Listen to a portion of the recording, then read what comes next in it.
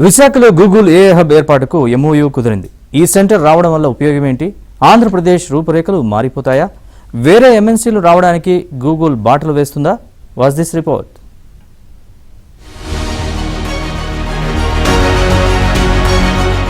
విశాఖపట్నంలో Google AI center ఏర్పాటుకు AP ప్రభుత్వ ప్రతినిధులు, Google cloud CEO Thomas Kurian, ఇతర గూగుల్ ఉన్నత స్థాయి ప్రతినిధులు ఎంఓయూపై సంతకాలు చేశారు. ఏఐ ఆధారిత ఆవిష్కరణలు, డిజిటల్ ట్రాన్స్ఫర్మేషన్ లో దేశంలోనే ఏపీని అగ్రగామిగా నిలపడమే ఈ ఒప్పంద లక్ష్యమన్నారు సీఎం చంద్రబాబు నాయుడు.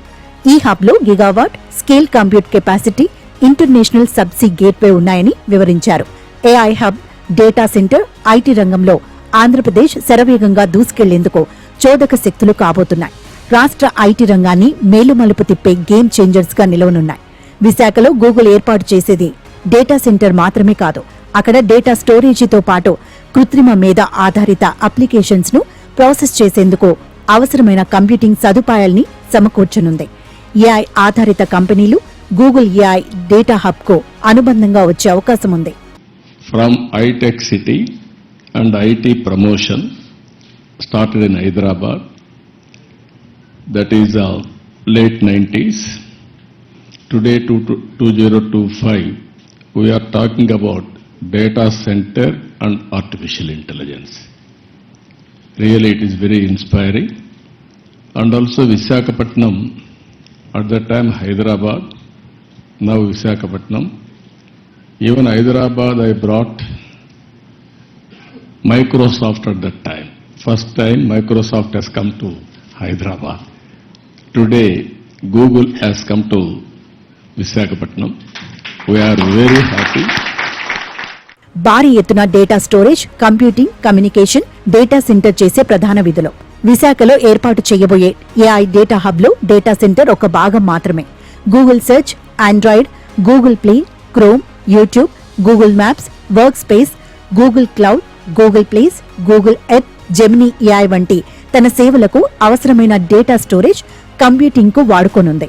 అలాగే మన దేశంలో, విదేశాల్లోనూ ఉన్న ఇతర సంస్థలకు స్టోరేజ్, కంప్యూటింగ్ సేవల్ని అందించనుంది. ఈ ప్రాజెక్టుపై గూగుల్ సంస్థ 5 ఏళ్లలో దాదాపు 1,33,000 కోట్లు వెచ్చిస్తుందని అంచనా. విశాఖ ప్రగతి ప్రస్థానంలో గూగుల్ కీలకం కానుంది.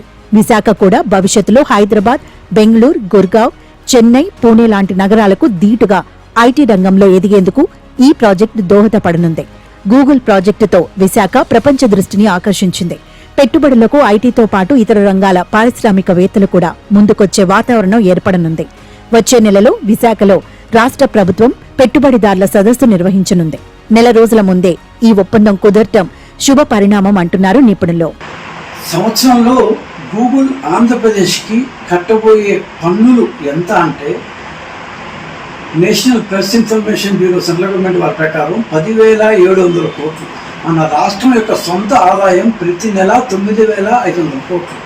గూగుల్ మనకు సంవత్సరానికి 10,700 కోట్ల రూపాయలు కట్టబోతుంది రకరకాల పన్నుల ద్వారా. అంటే 12 నెలల రాష్ట్ర ఆదాయంలో 1 నెల ఆదాయాన్ని గూగుల్ మాత్రమే మనకు ఇవ్వబోతుంది. ఒక ఎకో సిస్టమ్ని క్రియేట్ చేయడానికి ఇది ఎంత బాగా ఉపయోగపడుతుందంటే, ఇంతవరకు ప్రపంచంలో ఎక్కడా లేనటువంటి పెద్ద డేటా సెంటర్, 1,33,000 కోట్ల రూపాయలు విలువైన డేటా సెంటర్ ఒక ప్రాంతంలో, అది కూడా విశాఖపట్నం లాంటి మన రాష్ట్ర రాజధాని కాదు. అది మన రాష్ట్రానికి ఒక రకం చెప్పాలంటే 2వ ముఖ్య పట్టణం లాంటిది.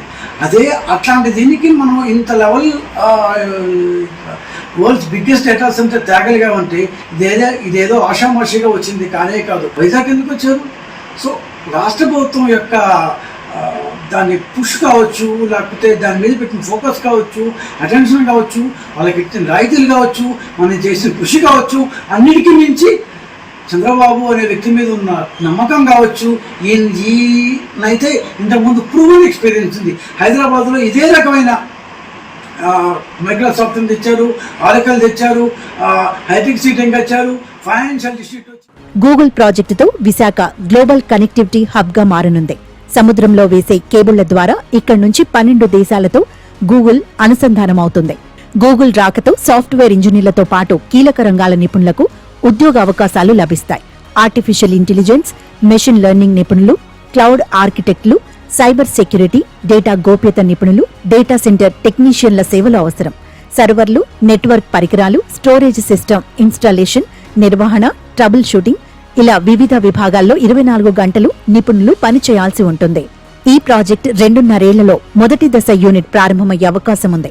గూగుల్ క్లౌడ్ ఆధారిత కార్యక్రమాల ద్వారా ఏడాదికి దాదాపు 10,000 కోట్ల ఆదాయం సమకూరే ఛాన్స్ ఉంది. దీనివల్ల ఏపీ రెవెన్యూ పెరగనుంది. ఈ డేటా సెంటర్ ఏర్పాటుకు సీ కేబుల్ అవసరం. విశాఖ నుంచి సింగపూర్, మలేషియా, ఆస్ట్రేలియా దేశాలతో సబ్ సీ కేబుల్ ద్వారా గూగుల్ ఏఐ డేటా సెంటర్ అనుసంధానం కానుంది.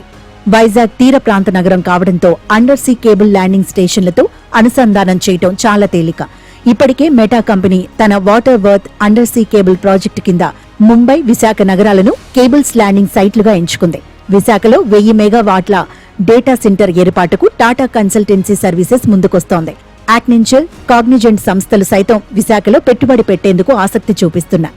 భౌగోళిక, ఆర్థిక, సాంకేతిక, విధానపరమైన అంశాలతో పాటు ఇన్ఫ్రా ఆధారంగా చాలా కంపెనీలు తమ డెస్టినేషన్ పాయింట్గా విశాఖను ఎంచుకుంటున్నాయి.